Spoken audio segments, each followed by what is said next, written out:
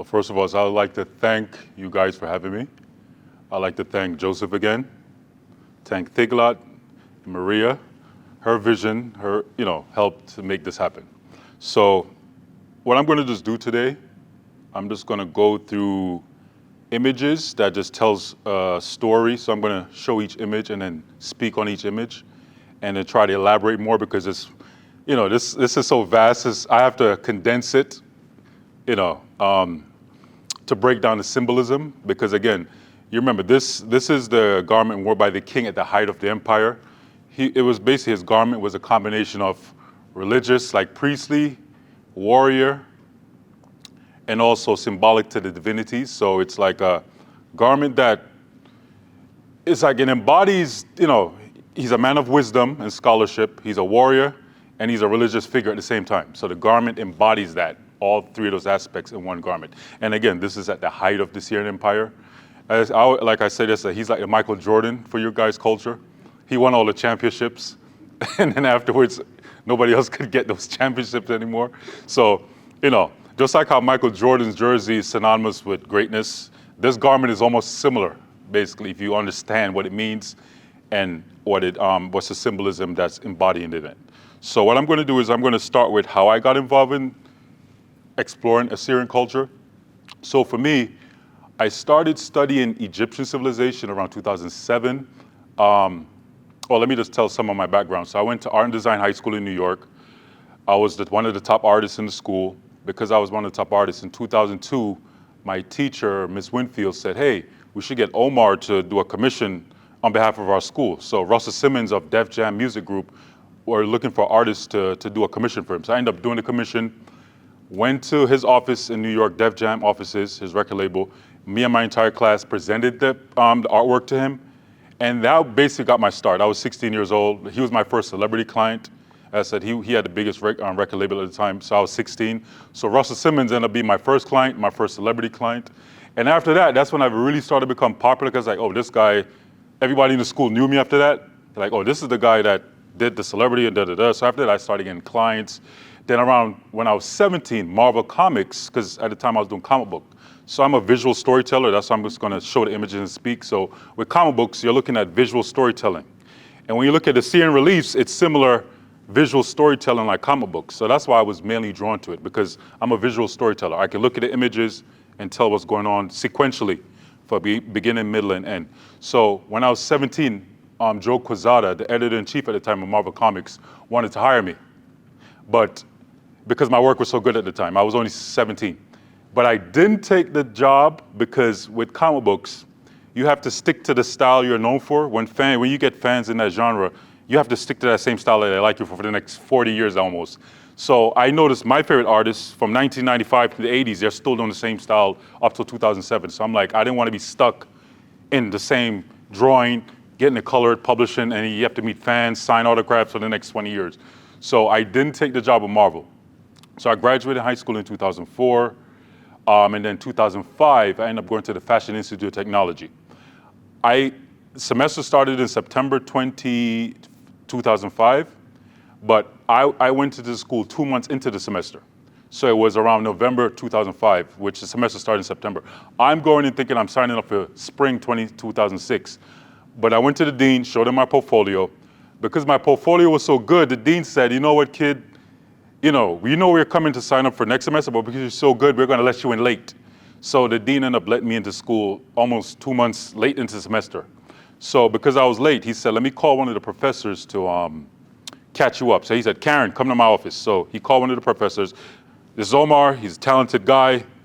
He's coming in late, he's gonna be in your class, so I'm gonna give you in charge of him to catch him up on everything. So he ended up putting me with Professor Karen Santry, which is my mentor to this day. It's 20 years I know her now, since it's 2025. I met her in November 2005. And then I started taking her class. She realized I was a little advanced. She was a fine arts professor, fine arts and fashion illustration. So I took her class. She realized I was very good. And then around December 2005, she said, hey, I know a guy, he's a famous designer in New York. He's looking for artists to do illustrations of his work because they're auctioning off some of his garments. I didn't know who this guy was. So she introduced me to him around December 5th, 2005. I'm good with dates. So December 5th, 2005. Went to his studio. It's right across the street from the Empire State Building in New York. Ended up going to his studio. He had all these huge showroom floor, mirrors. And when you go to these garments, celebrity names are on the tag. So you see Michael Jackson, Princess Diana, Elizabeth Taylor, Mick Jagger. This guy had all the celebrities of the 80s and 90s. He had the $1 Million bra in the 90s. It was like a bra made out of diamonds. So that's how his work. He did stuff for the Saudis, the royal family in England, a lot of high-end celebrities. So I ended up working with him. And remember, I started off in comic books. So working with him now, I'm bringing my sequential artwork, storytelling skill into fashion now, working with him. So that's how the fashion part came into my work, working with him. So what I would do is he was auctioning off his collections to different galleries, different collectors that were, they want celebrity garments. And they put them on display at Hard Rock Cafe in Las Vegas, over the time. So what he had me do is he let me do an illustration of the celebrity in the garment. So he had a jacket he did it for Prince. I'll do Prince, draw it.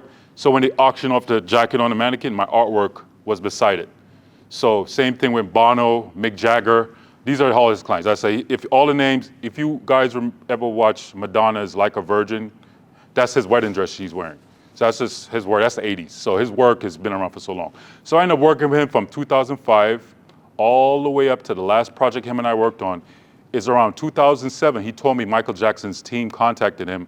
He was gonna help Michael Jackson with his comeback because he did stuff with Michael in the early 90s before the drama with Michael Jackson. So he was gonna do a few more pieces for him because after the trial, Michael beat the trial, not guilty. So Michael is gonna do his comeback now. So Andre said, hey, Omar, I need you to do some concept art that I can give them ideas to send to Michael's stylists to see if they're interested. So I end up doing a bunch of illustrations. He'll give me concept, Michael in this type of outfit, so I'll draw them out. I did 30 different designs, and then he'll package it, send it to the West Coast, to Michael's team. And then what happened now is Andre ended up passing away in 2008 from something with his liver. And then because he passed away, and then Michael Jackson passed away a year later, I never got to finish that. So, yeah, but I still have those, so Michael Jackson Estate still have those designs wherever they have the stuff in storage.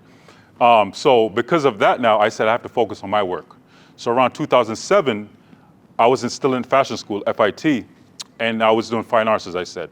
And I started figuring out how could I take, well, let me explain. How did I get into the ancient culture? So I explained comic book art, fashion. How did I get into the ancient culture now? So because I was in the comic books, I would go to the comic book store. It's right across from the Empire State Building. Every week I'm there. And then I saw this comic book on the shelf one day. It had Batman versus the Egyptian god Anubis. Anubis is all black, pointy ears. Batman, all black with pointy ears. So I was like, it's so strange to have a modern superhero going up against an ancient god. So what I come to find out was the modern superheroes that you see making billions of dollars with Disney and Marvel, they're ancient deities repackaged into superheroes. So the goddess Athena, the goddess of war, which is Ishtar in Mesopotamia, is the same deity. In Egypt it will be Sekhmet, she's the lioness goddess. In Mesopotamia it'd be Ishtar. They repackaged these deities into superheroes. So Athena in the Greek mythology, the goddess of war, she became Wonder Woman with the shield and the spear. So when you see Wonder Woman, you're really seeing Athena repackaged. So when you pay for her books, her statue, it's no different from the Greeks who used to pay for Athena's statue. Now it's just called Wonder Woman's statue. So people are still paying for the deities without realizing it. The god of the sea, Poseidon, became Aquaman. The Flash with his little ears and his little wings on his feet came from the god Hermes with the little wings on his head and the wings on his feet. Now they call him the Flash. So they repackage ancient deities into modern superheroes. So that's what was able to make me go from my comic book background to following where the source of this stuff comes from, which is go back to the ancient world. And that's how I was able to transition from comic book art, storytelling art, into ancient civilization. Because I was like, oh, let me study where this stuff comes from now. So I started in Egypt. So I started drawing the stuff, painting the stuff, and I started painting. So I was like, I'm painting the ancient, and I was like, can I bring this stuff to life again? Can these designs be brought back in a modern context? So I started painting the stuff. It took me months, research. So around 2007, 8, 9, I was just on a painting spree, doing 6-foot canvases, 4-foot canvases. And then I said, how can I turn these designs I'm painting out into modern clothing? So I'm combining all my skills, the storytelling art, the fine arts part. Now I'm adding the history part. And I started creating clothing now, incorporating the designs, similar to how Versace was able to take the Greek designs and make it wearable. I said, how can I take ancient Egyptian, Mesopotamian designs and do the same thing? And that's where I started my brand, Ramamar, in 2007, when I was able to figure out how to put ancient design into modern clothing.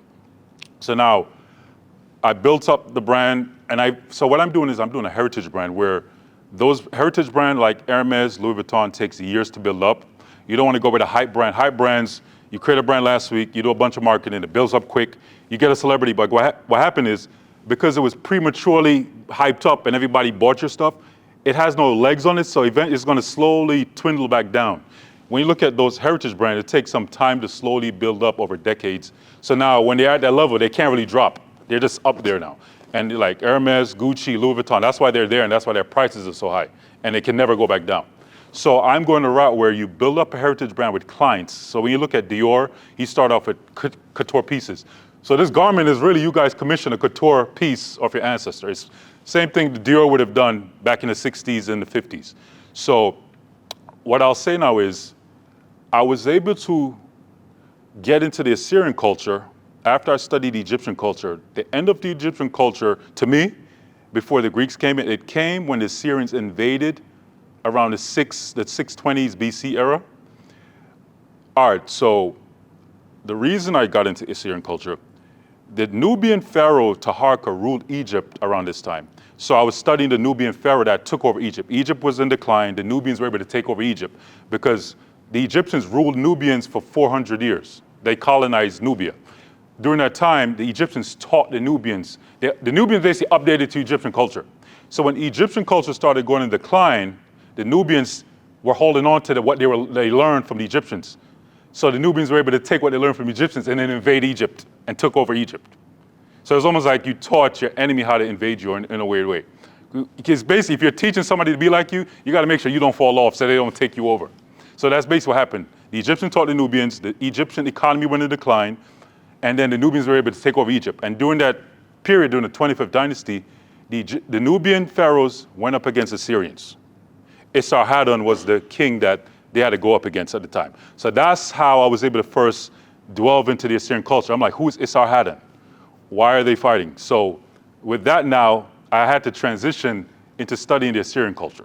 Because I want, like, it's like, again, Jordan versus his rival. Like, these are the people that are his rivals to win the championship. You know, I'm trying to use modern terms so people can see. You have to study the other team to see why they're the ones that's able to go up against Michael Jordan, if you want to say it like that. So that's what got me to start studying Assyrian culture. So when you look online with Assyrian culture, it's all about Anunnaki and spaceships and giants, and it's a lot of speculation and fantasy in the world right now, but it's making Mesopotamian culture popular because of that. But the factual stuff is not as popular because it might be boring to some.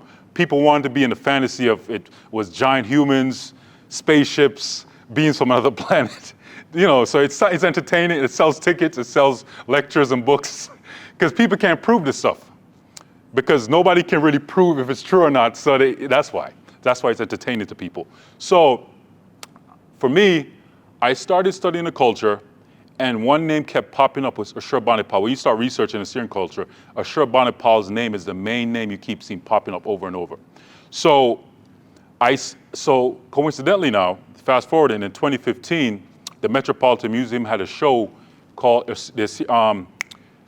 was basically a show on the Assyrian culture. They borrowed reliefs from the British Museum, flew to New York. So I was able to finally see the reliefs I was studying for a few years in real life. So I got to see the lion hunt reliefs in real life. I got to see that the only perfect preserved statue of Ashurbanipal that is preserved. You know, be able to see his beard, the head. So being able to see that stuff in person now, looking at Ashurbanipal, hunting the lions, hunting the garments, that's what now inspired me to start drawing. So this is where we're going to start now, showing the drawings I started doing. So after seeing this stuff in 2015, which is 10 years ago now, so it basically took all these years from 2015 to 2025 to get this done. So after seeing the show, I started doing sketches and drawings, so I'm going to start with that. That's just a quick summary. So let me see, how do we start this now?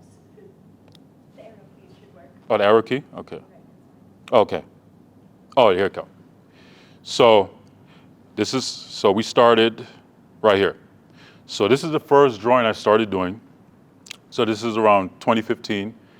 So what I've noticed with Assyrian culture, they the garments they wear they always display themselves. You never get to see their feet in the statuary. It's like they made the statuary, so Egyptian statuary, they have the left leg forward. With Assyrian culture, they keep the legs together. And they always keep their hands to their chests, or they have a scepter in the hand. So there's a famous sculpture of from Nineveh with Gilgamesh holding the lion. So I decided, because I saw him doing a lion hunt, and I did some research, I realized Ashurbanipal was trying to live out the Epic of Gilgamesh fighting lions in real life. He was trying to bring the ancient myth that came from Sumer and Akkad.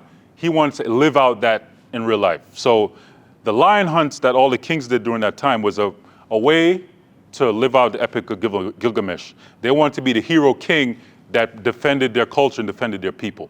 So the first sketch I did, I decided to put him holding a lion cub. The lion, because I didn't want him to have a grown lion, so I said at least he can hold a smaller lion. But we know that lion, that cub represents all the lions. So this is the first sketch I did, and then this is when I started putting in shadows in the design.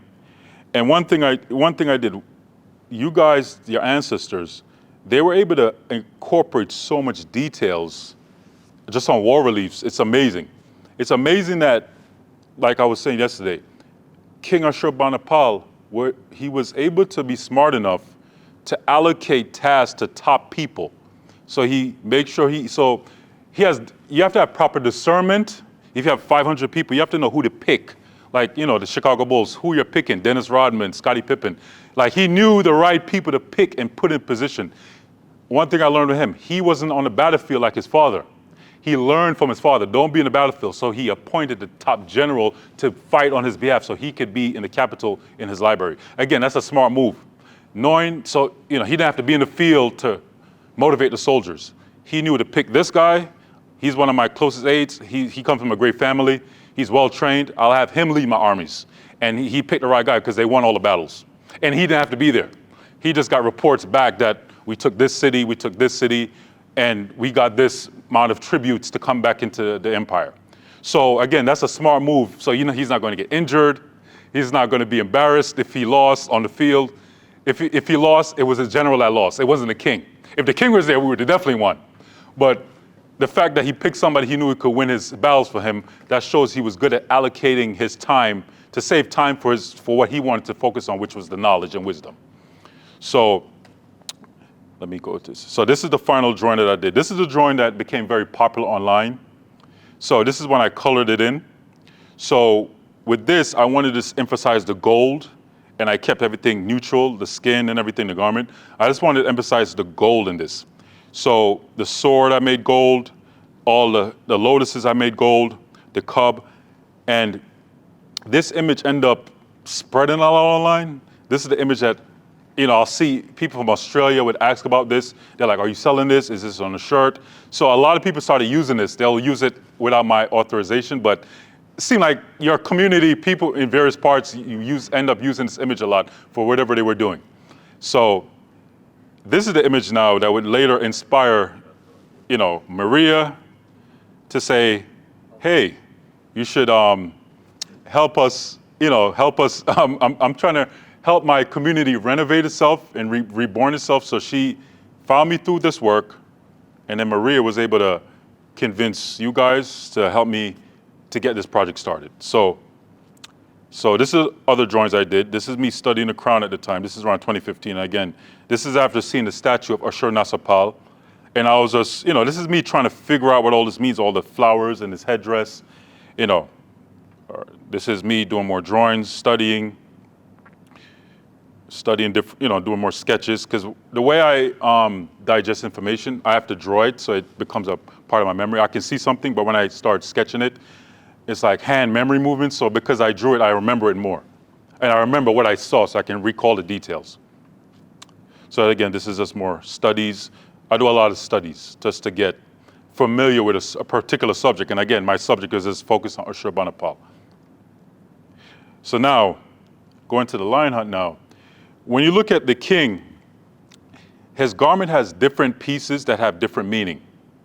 So you have the headband that's typically worn.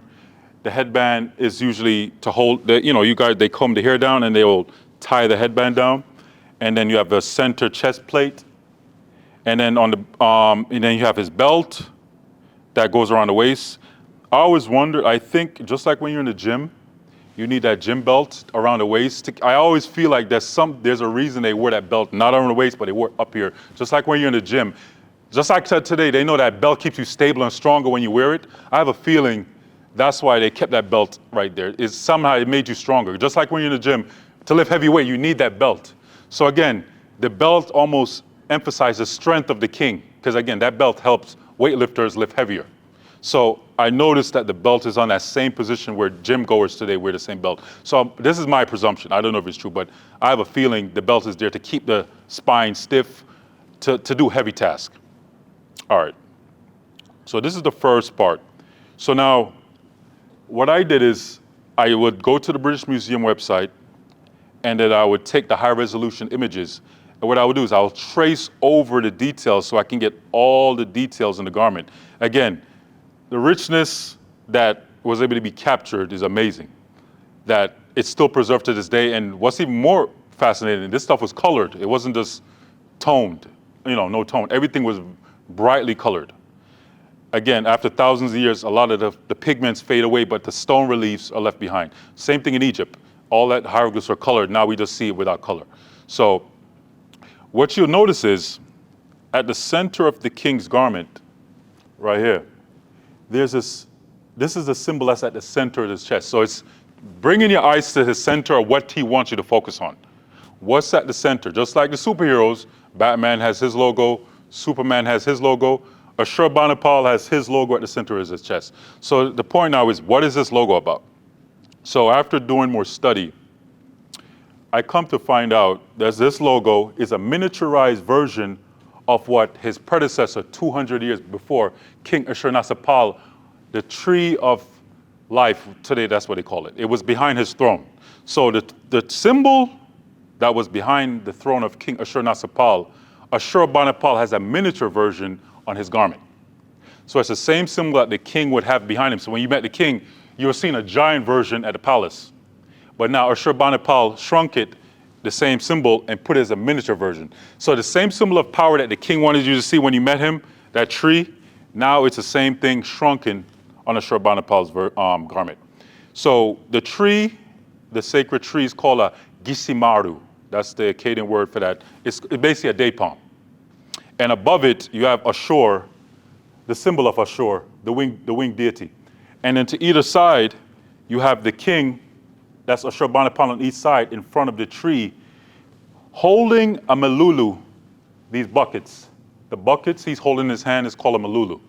So those buckets that everybody sees with Mesopotamian art, it's usually made out of copper, gold, with gold leaf, or for the king himself, it would probably be a solid gold bucket. Because it's the king, it's like, again, it's a religious ritual.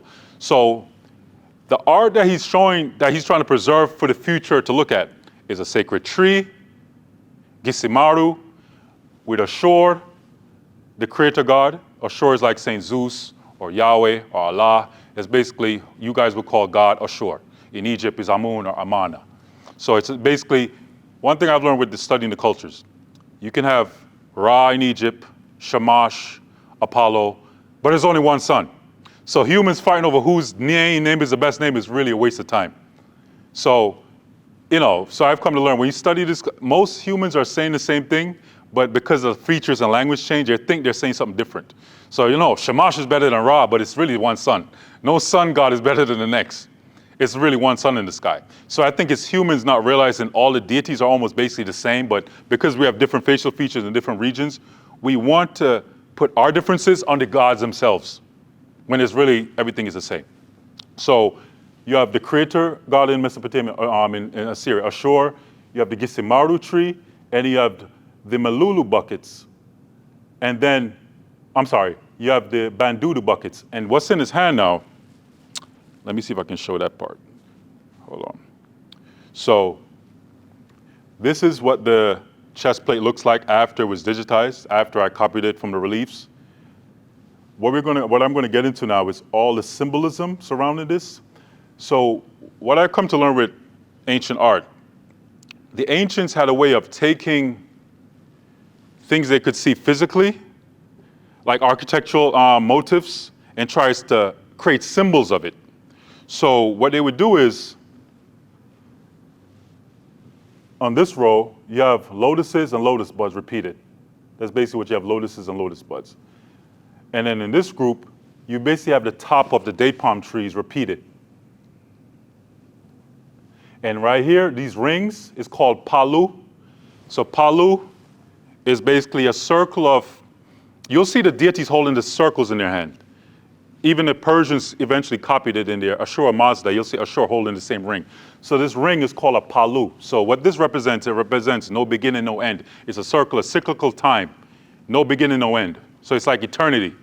So the king is put in the palu, which is like eternity, no time, no beginning, no end.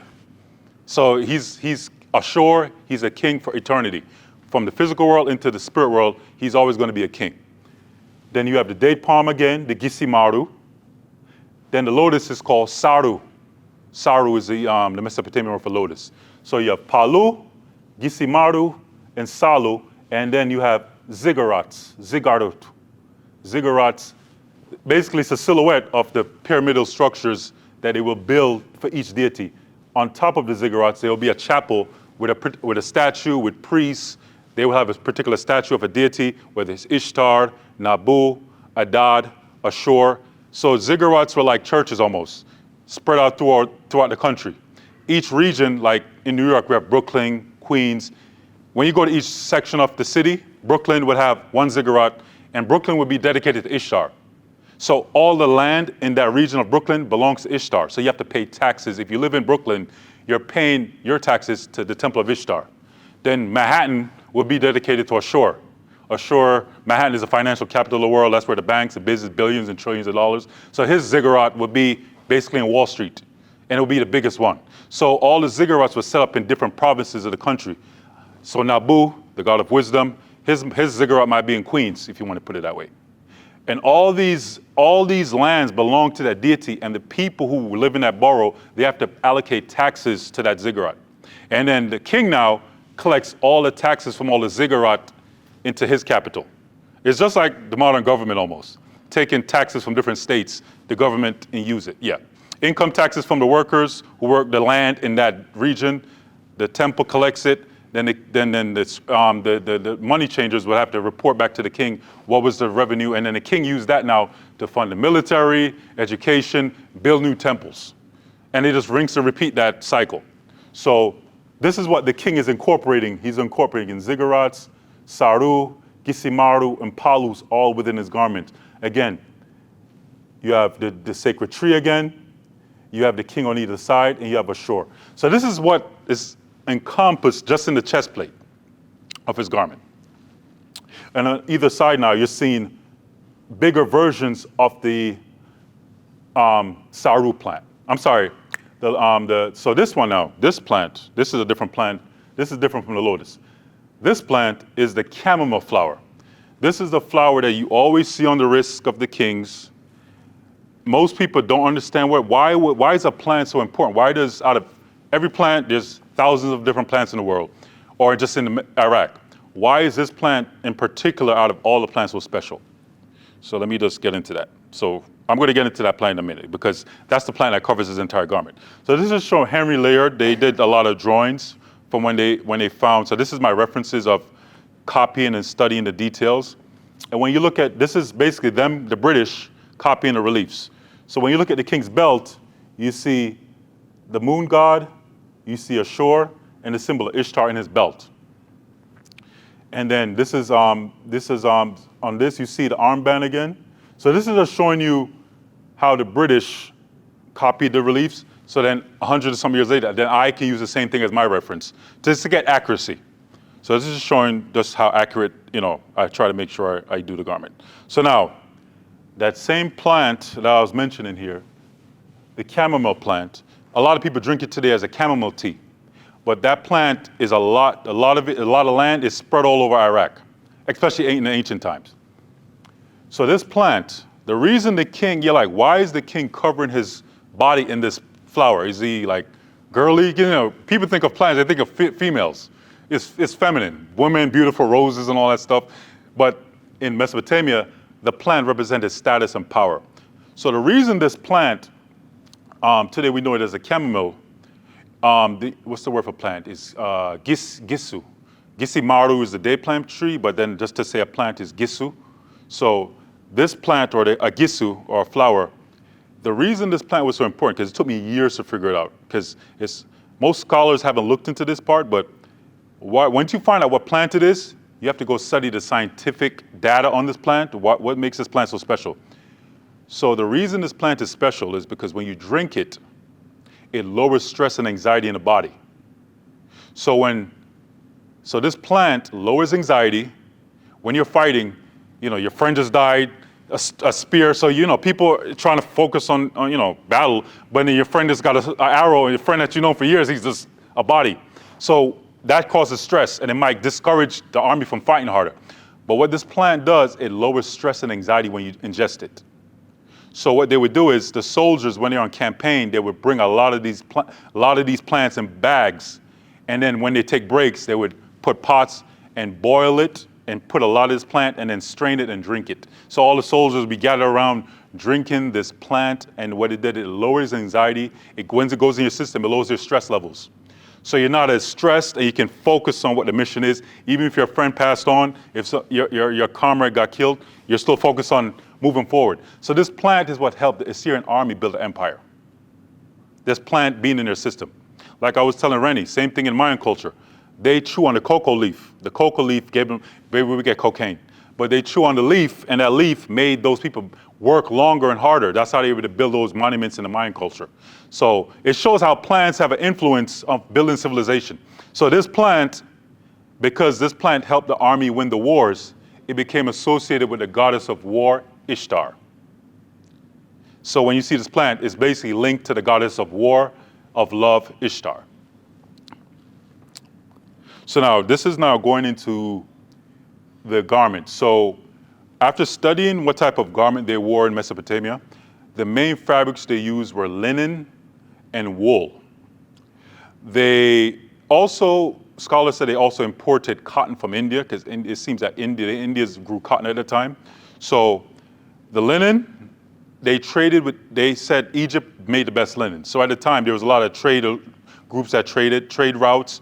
So the linen for this garment, the only ones that I know that produce linen, everybody know Egyptian linen. So to start this project, I ordered linen from Egypt, from one of their oldest mills that's been around for 100 and something years in Egypt, that's been producing the linen for all that time. So I ordered the linen last year, got 20 yards, shipped to New York.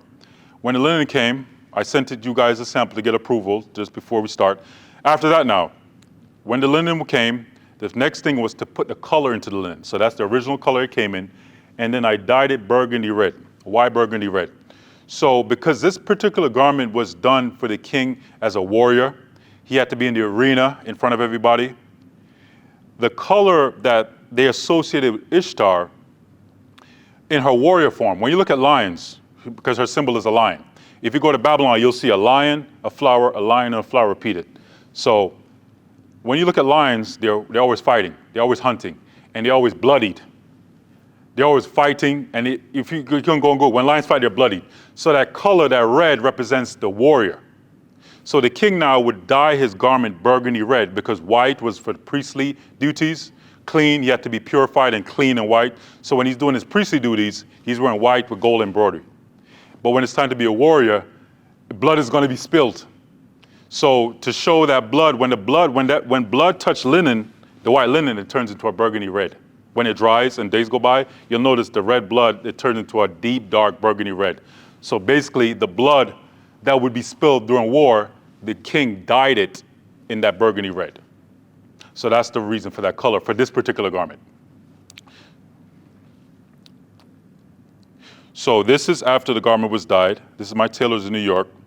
So the next step was, after we got the garment dyed, was to start a pattern. So we did a muslin first. So we basically purchased the mannequin that's on display. So we're basically making the garment to fit that mannequin. So after that, my tailors, they make a pattern based on the measurements of the mannequin. And this is them in New York. And after we got the fabric back from the dyers we got it dyed in Long Island, Queens. So this is them going over the linen. So now this is going over that flower again. So when you look at the wall at Babylon, you see they emphasize that flower. It has a yellow in the middle with white petals. And that's basically the same thing you see all over the king's garment. And you'll notice the white and yellow, the line is also white and yellow, like the flower. There's no white and yellow lines, but the reason they paint the line white and yellow is because the flower is white and yellow. Again, showing the connection of that flower and the lion. It's showing you that it basically goes together. So within the garment itself now, you see the chamomile flower all over the king's garment is yellow and white on top of the burgundy red background. So now this is when the embroidery process started. Again, you see the tree here, the Gisimaru tree. Today it's called the tree of life. It's where the Jews, the Jewish Kabbalion comes from. It comes from the Assyrian tree, but they don't tell you that's where it comes from. But after you study it, you realize the Kabbalah is them repackaging the symbol that was the most powerful symbol. Again, this is what the king showed behind him in Assyria, that tree. We're going to go into why that tree was so important. So this is the first part that the embroidery started. It started with the tree. It's so funny. The first part that they started was the tree. They went into the embroidery, and then they went into the flower, and then you see that the embroideries were starting to do the figure of the king. So this is me just emphasizing the tree. So we're going to go into this tree now. So now this is going into the trimming on the garment, the little ziggurats, just showing you how they took architectural symbolism and then incorporated that silhouette embroidered in his garment from the ziggurat. Again, at the top of the temple of ziggurats, there will be shrines with a statue of a deity. In the ancient world, the reason they emphasize statues so much in the ancient world, we're immortals, we're going to pass on. Our skin is going to decay. The gods can never die. Gods are eternal. So what they would do is, we can't make the gods be in flesh like us. We have to give the gods a form that can never die, which is metal and stone. So you're putting the deity in a form that it can never be killed. So in ancient Egypt, Mesopotamia, when they created statues, they were saying that these deities this statue is going to be around for hundreds of years. I'm only here for a short time. The deities are here for forever. So you have to make the deity out of a material that lasts forever, which is gold or stone. So when you went up to those temples, it would usually be a gold statue or stone statue or a bronze statue covered in gold at that time. Again, that material lasts as long as the gods themselves, because we're going to decay, the gods can never decay. And again, those statues were kept at the top of the ziggurat. So the king wanted to keep the temples of the gods in his garment to show his connection to them wherever he goes. He doesn't have to be in the temple, he has a temple on himself. So now, another part of the embroidery, this is a part of the tree. So what you're looking at now, when you look at the Gisimaru tree, there's a center tree in the middle, and on the sides, you see these smaller trees. It looks like a Christmas tree today, when people see it. So I'm going to get into that in a minute. So, but on the side of the center date palm Gisimaru tree are these smaller trees. And this is basically the top part of the date palm tree. So the top part of the date palm tree is, again, what the king embroidered in his garment. So now you're seeing he has ziggurat. Now he's putting the top palm of the date all throughout his garment again, emphasizing the importance of this tree to Mesopotamian civilization. So now here's the tree itself, the date palm tree or the Gisimaru. So now what I'm showing here is you see that long trunk and then it spreads out on the top. And basically within the artwork, you see the long trunk and it spreads out on the top. So this is just showing you how they took the actual tree and it became a symbol. And you see basically this symbol up here, this symbol here, the top piece right here you're looking at is basically this right here. So they took the top of the date palm tree and embroidered it in his garment. So now, why is this tree so important? Why did King Ashurbanipal put this tree on the back of his throne? Why he didn't put himself? Well, actually, in the relief, it's him on each side in front of that tree. So why would he want any dignitaries who come to the kingdom to visit the palace, it's like visiting the White House, why is this a symbol throne and this tree. What's up with this tree? So this tree is special because its roots go deep in the ground. You don't really have to water them. Their roots go very deep. These trees live for 100 to 200 years, depending on which genome of tree you have. They live in desert where there's no water. You're like, these trees will be in the middle of a desert. You're like, how is this tree still alive? Their roots go so deep, they're able to tap into water source deep into the ground. So these trees are survivors. When nothing is around, this date palm tree is able to survive in the middle of the wilderness, in the middle of nowhere. What's special about this tree is it comes in two genders. You have a male date palm tree and a female date palm tree. So when you're looking at this field, the trees that produce palm or date are all the female trees. So these are the dates that would be used to make honey, food. The dates were used for different products to feed the population at that time. So when you look at fields of date palm, there'll be hundreds of female trees, but one male.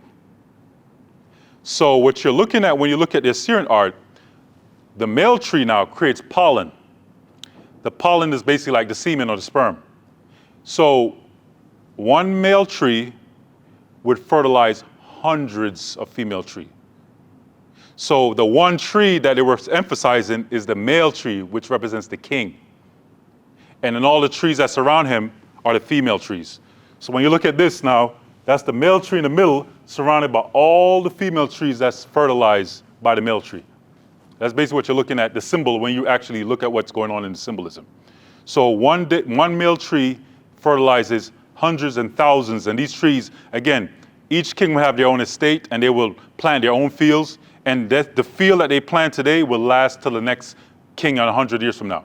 So when they went to an estate of date palms, they were looking at trees planted by Tiglath 200 years ago.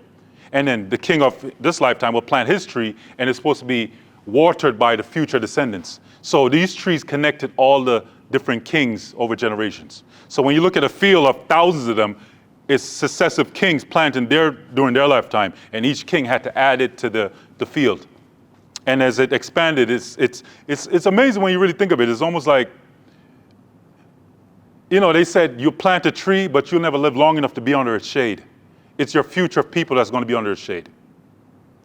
That's one of the texts I wrote. Date palm trees, the reason I'm emphasizing shade, the female date palm tree, you'll notice the leaves are not as thick. It's like you can count the amount of leaves because they need room to produce the dates.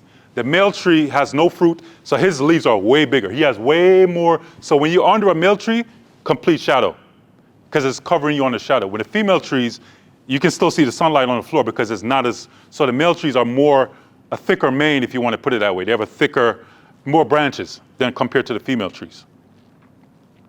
So now, going into the boot. So this is just showing you how the accuracy.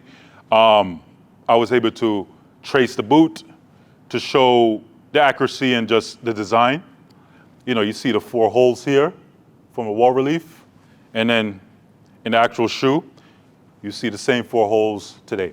So I got this shoe made from a shoemaker in Germany. He specializes in making ancient shoes. He does a lot of shoes for Greece, Rome, a lot of European shoes from the 18th, 17th century. So we hired him because a lot of his shoes are in different museums around the world. In Europe and America. He reconstructed the shoes from King Tut. So when they found King Tut's sandals is disintegrated. So he was hired to reconstruct it, bring it back to life. So his shoes are on display at the Grand Egyptian Museum in Egypt right now. So I told him I'm doing this project. I reached out to him. I told him, hey, we're trying to reconstruct this Assyrian culture. You know, we've seen your work for the year. I've been following him for like 5-6 years. So he had a busy schedule, but I was able to convince him because I explained what I'm doing. And he said, okay, let me take some time off. And it took him like 3 weeks. And he takes the leather that would have been used from 2,000 years ago, from the same tanning, dyeing technique they would have used 2,000 years ago. And then he made it. He basically followed the design. This is basically what I sent him. And then this is what he sent me back. So because he has so much experience of making hundreds of shoes, he knows the materials they would have used in Rome, in Greece, in Egypt. He can, his brain is as calculated to know what it would have been used in Mesopotamia. So he used the leather they would have had available at the time. He dyed it in a burgundy red in the technique they would have been able to dye the leather. So he bought the leather, it was plain, plain tan leather, and then he was able to dye it to burgundy to match the garment. So now this is going into the king's face. Again, this is a statue, this is one of the most perfect statues the Assyrian culture has preserved of a king. So this is a statue of King Ashurbanipal. This is a statue I was able to see in 2015 when it toured at the Metropolitan Museum in New York. So this is the statue I used at the base to start the king's features. Just getting insinuated with the way a statue would have been done at the time, the way the hair would have flowed at the time, the length of the beard, showing that this is the king without his crown. So when I did the statue, this is just showing how I should let the proportions, I was able to get the proportions of how a king would look, the way his mustache would curl, just the way he had his hair combed down, laid on his forehead. So this was the base I studied. I saw it in person, again, in 2015 when it was in New York. And then this is me going online now to the British Museum to study the proportions. So with this now, I trace this in the computer and was able to do this. So this face now, the way we were able to create his face, we looked at the reliefs on the wall. So we traced, because reliefs like in Egypt, when you study Egyptian culture, you notice when they do mugshots, to identify people, the front view can always get confused with people. You can almost think people are similar from the front view, but from the side view, humans have slight differences. You can't notice it from the front, but that little hook in the nose, a little dip in the chin, but from the front view, you can't really see it. So the ancients realized the best way to depict people is really profile to show the real accuracy. So Ashurbanipal can look like Ashurnasirpal from 200 years ago, but what's going to change him is that profile from the side to show the differentiation in the shape of the nose, shape of the chin and lip. So we took the statuary from Ashurnasirpal and combined it with the wall relief of Ashurbanipal, and we were able to sculpt this sculpture. So we did the sculpture, got it 3D printed, and then we got it gold plated here in New York, in New York City with our team. So the next thing we did too is the same thing with the jewelry. We went onto the wall reliefs, copied the jewelry, flat again from the front view, and then we went into the computer, digitized it. Again, what you're noticing, this is the armlet piece that the king wore. You're noticing now this is the same chamomile flower again that I explained to you that was associated with the goddess of war, Ishtar. And what you're noticing also is you're seeing the lotus, and then what you're seeing is the date palm. So the jewelry is combining all three plants in one piece. It's the chamomile flower, the date palm. So basically this long piece is a date palm wrapped around his arm. It's actually the trunk of the tree. He took the trunk of the tree and wrapped it around his arm. So that's basically what you're looking at. So you're looking at, that's the top of the date again, and on top of that, he added the lotus. So the symbolism of the lotus is the lotus plant came from the murky rivers, the murky waters, the Tigris and Euphrates. The date palm the lotus plant, like in Egypt, the Egyptians and the Mesopotamians knows lotuses are in dirty, mucky water, and when the sun rises, they come up when sunrise, open their plant towards the sun, and when the sun sets, they literally close and go back in the water. So this plant follows the movement of the sun. It comes up when sunrise, releases a beautiful fragrance, and then when as the sun goes down, it goes down with the sun. So this plant was connected to the cycles of the sun. So now this is the bracelet that the king wore on his wrist. It's showing the design from your ancestors, from the wall relief, and then how I was able to copy it into the jewelry that he's wearing now on the bracelet on his wrist. Again, the king took the long trunk of the date palm, again, the long trunk, and it flares out at the top. He took the trunk, wrapped it around his wrist. So you're looking at the date palm, the top of the date palm, 4 of them wrapped around his wrist. Again, emphasizing the importance of this tree and the chamomile flower of Ishtar being held in the middle. Again, emphasizing that tree again. So you're seeing he's taking plants and symbolism and creating a royal garment that he would wear to represent for his people. So now, here we go. These are the earrings the king wore. So these earrings are significant because I'm sure everybody has seen those reliefs of the Assyrian deities holding these pine cones, people call it. Everybody's seen that. That's one of the most, matter of fact, everybody always think this thing is an Egyptian dance, but it was really the Mesopotamians that are only shown in that pose. So it's a Mesopotamian dance when they always do that. Egyptians don't have reliefs like this. with the hands up. It's only the Mesopotamians. So what are they holding in their hand? So, as I said, you have a female date palm tree and a male date palm tree. The male date palm tree creates the pollen, which is like the sperm or the semen, that would then be used to fertilize the female tree. Where did the sperm come from? It was in these cones.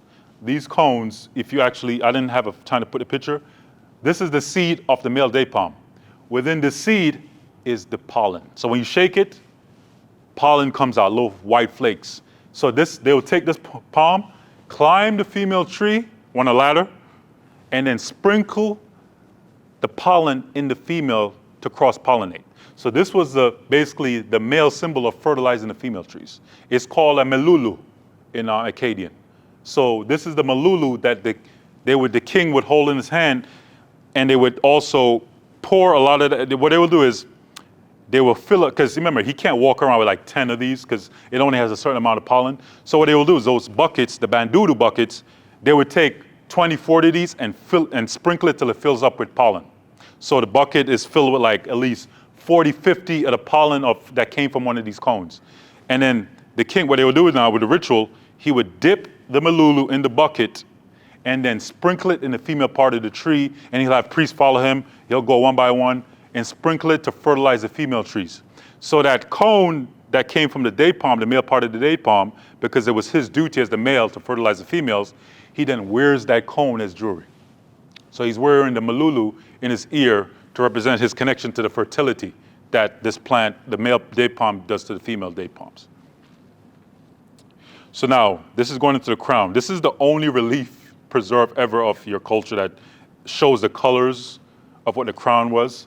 So what you're noticing again, you see the chamomile flower in a white band, and then you see a red band, the burgundy. So again, this shows the color again, the red burgundy color. So the crown, so when you look at the crown, that's the colors this is the only relief that shows what the colors of a crown in Assyria would look like. There's no other relief. So this is a fragment that was preserved. And then you basically see it goes up 3 tiers. So what I've come to learn about this is, one bandana is what in the beginning, you see the king wears one bandana. So what they would do is, again, the bandana represented status. So what they would do is high-ranking people in the court, the king would then gift these bandanas to high-ranking officials. High-ranking officials then, if you did certain good things, if you based just whatever positions people have to get a promotion, the king would gift them a bandana. But since he's the king, he doesn't have one bandana, he has 3. He has them layered on top of each other. Only he can have bandana on top of bandana on top of bandana. And then on top now, there's smaller bandanas. There's 2 more, it's broken off. But on the top spire on the crown, there's 3 more pieces. So he's wearing 5 of them on his head. And again, these, when spun like a police, when you see a police, you see the badge, you know that this guy had to get training to wear that badge. So if you saw somebody in the city with that bandana, that means they were high ranking and you had to follow their orders. It definitely came from the king because they wore that bandana as a symbol of status. Again, the king wears 3 of them to show he has the highest status. And based on my studies, the reason he stacked them on top of each other is because the ziggurats are also stacked up on each other to go towards heaven. So you're like, why did he put them on top of each other? It's just like how they put the ziggurats like steps to go on top of each other to represent a higher elevation above everybody else. So now this is bringing the crown to life. So the crown was made out of linen because I had to do research. Was it wool? Was it linen? Was it metal? How do we know that these weren't metal? So they call this a fez today. The Turks took this symbol and it became a fez. Also, this is where the British top hat came from. When the British started digging up the Assyrian monuments and brought it to England, there was a craze now. And they took this high crown and became top hats. They had designers came, because when people come to exhibition to look at these reliefs, they would start wearing these top hats in the gentlemen. So the reason they started wearing top hats is because Assyrian culture became a craze in the 18th century when they started Layard started bringing the reliefs back to England. So the top hat that became the symbol of British gentlemen came from them observing the kings in Assyria wearing high crowns. They just put the brim around their, top hats and curved it. But the top hats then eventually came to America. You see J.P. Morgan, Rockefeller wearing top hats, but it goes back to them looking at Assyrian reliefs in the 1800s. And again, you see the same flower, the chamomile flower of Ishtar, repeated throughout the king's crown, embroidered on linen. And he's just showing the relief to the side, just showing you accuracy. How, again, you see here the king is wearing the malulu in his ear, the date palm symbol, and then you see the layers. You see the little trims in the edge, and you see the little trim in there. So I basically copied all the details. Again, your ancestors did the details. It's like, again, I really feel like they left this stuff so detailed for the future because most people don't live long enough to enjoy this stuff. Most people didn't get to go in. This was in a palace. This was not public art. This was only for dignitaries, high-ranking people ever get to see this during this lifetime. So this type of relief was only seen by a few people while it was colorful and vibrant. The fact that now today millions of people get to see it when they go to the museum for the, it's been there forever. It's almost like the stuff was so detailed to preserve the quality and emphasize the craftsmanship of the Assyrian civilization for people long in the future. Because remember, they knew that they're not going to live long enough to enjoy this stuff. It's like, it's the people in the future, which is how I'm able to now take what your ancestors did to bring it back to life. And again, the red and white colors, like you see in the previous slide, that shows how I was able to choose the colors for the crown. So now this is just going over some of the details. Again, I'm going to wrap it up now. This is just going over some of the details. This is when we proposed to the Assyrian Cultural Foundation, the tassels, the trimming. This is the digital version of everything, just so you can see what it looked like. This is what we had to use to convince them we were going to create that, even though it got done in the end. So, I want to end it here. This is just a quick summary, as I said. It's way more than that. Matter of fact, one thing I want to mention. Let me see. One thing I want to mention. Let me see if I can go back. Let me just stop here. I'm going to stop it here, yeah. So this is the design for the tassels. When you go, you'll see the tassels at the bottom of the garment. So what I come to learn, because I was wondering why they had to have these tassels. So what I come to learn is when they did statues, there's a lot of bronze statues, metal statues that are not preserved. They would, because again, when you went to the temple of Ishtar, I'm sure they had lion statues all over the place because that's her symbol. You had flowers, chamomile flowers on the decor on the wall, and you had lion statues. And at the end, I saw there was a relief. They had a little tassel at the tail. And that same tassel at the lion's tail is the same tassel the king put on the bottom of his garment. So the tip of a lion's tail is literally what the tassel is. So the end of the lion hunt garment are the tails of lions at the bottom. So that's going from top to the bottom of the lion hunt garment. And I want to thank you guys for listening to me today.